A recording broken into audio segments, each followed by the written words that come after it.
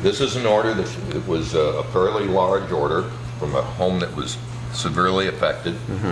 I think that our chances of cleaning this are very good. Okay. Happens to be a lot closer. So it came in, the garage door open, we would bring it in here and leave it here. We took the emergency clothing, that's being processed right now, and it'll be returned later today. Wow. So this is just going to be here for, you know, a few hours basically. Those clothes over there represent clothes that are unsalvageable for the most part, and we haven't disposed of them yet, that's all.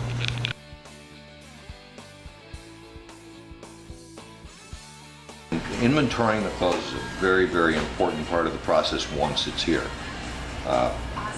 Once it's inventoried, then it goes out on the floor and it's either gets cleaned or washed, one or the other.